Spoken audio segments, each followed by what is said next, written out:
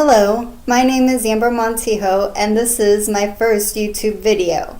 In case you are wondering why I have posted this video, I am taking an online humanities class and our instructor, Professor Boyd, has asked us to post our presentations on YouTube for her to view. My presentation is about Salvador Dali. So I have to warn you, if you have young children, you might not want them to watch this video, but then again, they might not understand it anyway. So if you're sticking around, then I present to you Salvador Dali, the Surrealist Artist by Amber Montijo. Salvador Dali was a very eccentric man during his time. He is one of the best-known surrealist artists in America who has influenced many people to this day. Although he is known mostly for his paintings, he also created surrealist jewelry, clothing, sculptures, and furniture. In order to understand Dali's work, we must first answer the question, what is surrealism? To me, surrealism is best described in our textbook, Reality Through the Arts, and it states, and I quote, "The spokesman of the surrealist group, Andre Brenthal, wrote that surrealism sought to reunite the conscious and the unconscious realms of experience so fully that the world of dream and fantasy would join the everyday rational world in an absolute reality, a surreality. Strange objects are irrationally juxtaposed. They come together as in a dream." On this slide, I have two great examples that Dali created: the lips of Mae West sofa and the lobster telephone.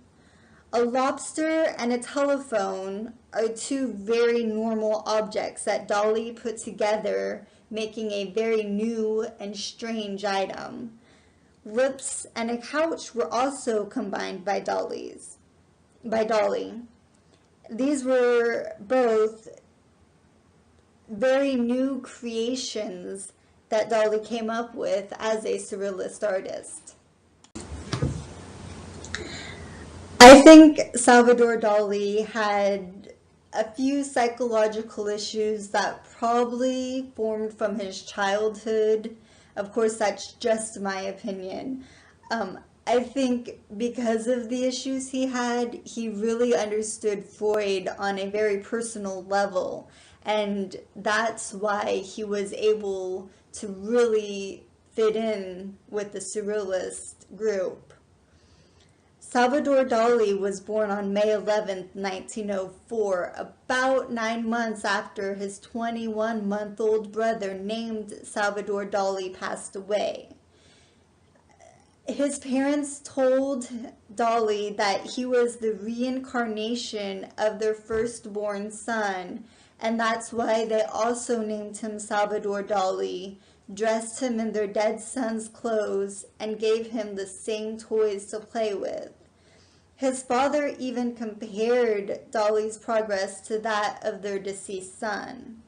When Dali was 16, his mother, who he absolutely adored, passed away.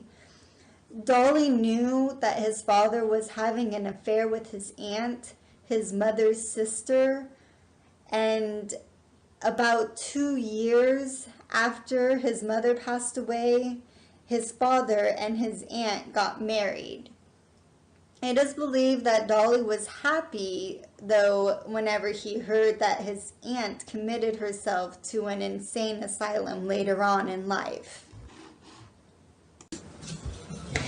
1929 was a defining year for Salvador Dali, both in his personal life and as an artist. In April, Dali went to Paris to work on a surrealist film with Louis Buñuel called Un Chilean Andalou. If you're in my humanities class, you may remember Professor Boyd used this movie as an example of an experimental film in her cinema lecture. However, if you're not in my class, I was actually able to find the movie at my local library. I also know that you can watch clips of this video on YouTube. But if you don't like graphic images, then I don't recommend that you watch this. It is a very good example of a surrealist film, though, if you're interested. While in Paris, Louis and Salvador were introduced to several surrealist artists and were welcomed into their group. Dali also met Gala, his future wife, who was already married at the time to a surrealist writer. And in the middle of the slide, you see Salvador and Gala with two fishermen in the back. On the left of the slide is a painting that Dali displayed in November of 1929 called The Sacred Heart. And on this work, the translation of the writing is, "Sometimes I spit with pleasure on the portrait of my mother." As you can see, the painting is an outline of Jesus, and the mother in this work most likely refers to the mother of God, not Dali's own mother.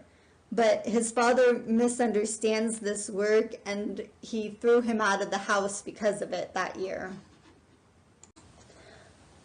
Also, in 1929, Dali exhibited one of the greatest known surrealist paintings called The First Days of Spring, shown on this slide. This is a great example of how well Dali was able to use Freud's theory. Dawn Aids describes this work in her book called Dali. Now bear with me, because as I read what she wrote, I'm going to circle the images that she is referring to. So, this is what she wrote, and I quote, "The painting presents several anecdotal scenes inspired for the most part by Freud's psychoanalysts. For example, at the right, a little girl hands a gift to a bearded father figure in a gesture symbolic of sexual initiation. In the middle ground, one suited male figure stands above another, similarly dressed, and holds the other's head back in what might allude to an act of male coupling. At left, in the middle ground, a male figure is seated with its back towards us in reference to a distant and removed father.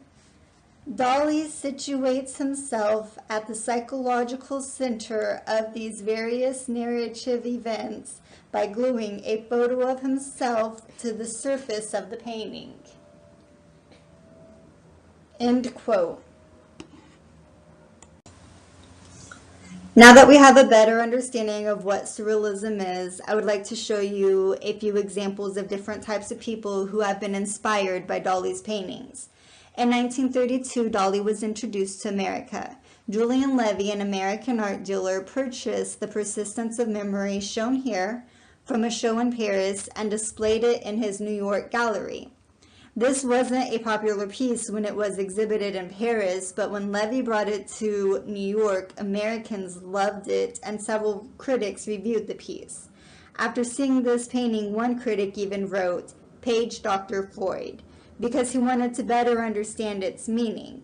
And that's what Dali's work always did to people. It made people want to look for symbolism within paintings. Dawn Aids also wrote about this painting in her book Dali. She stated, "No other work," and I quote, "has a more obvious sexual significance than the limp pocket watches in this painting hanging flaccidly. The soft watches, all stopped at different times, were thus an unconscious symbol of reality of space and time, which, when seen together, create a sensation of timelessness that is associated with the frozen temporal state of dreams and nightmares." As you can see on this slide, many people have been influenced by this painting. Just by doing a Google image search, you can find many parodies of The Persistence of Memory. This is another work by Salvador Dali called Apparition of Face and Fruit. This is part of a series of double image paintings that Salvador Dali did. However, Andre Brenthal gave this work bad reviews, so Dali never attempted to do them again. This is a double image because, as you can see right here, there's a person's face, and right here there's a dog. So there's multiple images within this painting. I know that people are inspired by Dali's double image paintings because when I was in high school, I embarrassingly enough had to create my own painting as an assignment from my high school art teacher. Here's another example of inspiration from Salvador Dali's work. Elle magazine published an article in 2013 called Trend Alert: 20 Fashion Moments Inspired by Surrealism. As you can see, Hussein Chilean, I probably said his name wrong, created a coffee table that the girl steps into, and then she lifts it up and it can be worn as a skirt. As you can see, I'm circling this right now. His inspiration came from Dali's painting, The Anthropomorphic Cabinet, created in 1936. After looking at many surrealist works, I think I am able to recognize surrealism better than before this research project. And I am making an educated guess that the Imaginarium of Dr. Pranarsis is a good example of surrealism in a movie today in America. On the next slide, there is a Coca-Cola commercial that you can watch that I believe is also a great example of surrealism used in advertising today.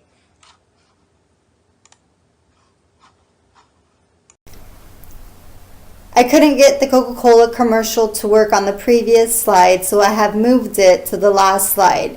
If you click on the Coca-Cola logo, then you should be linked to YouTube if you would like to view that video.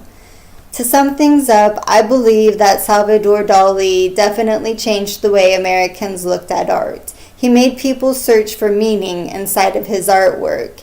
And he, I believe, was also a very intelligent man to be able to incorporate so much of Freud into his artwork and Freud's analysis into his artwork. I also think that people are definitely inspired by Salvador Dali even to this day. Some people believe that surrealism died in the 60s or even the 70s, but I believe it is still going on today. And I think that people will continue to paint surrealist artwork or continue to create surrealist items such as the lobster telephone, and I hope that they do because to me it's all very interesting. I hope you enjoyed this presentation and thanks very much for listening.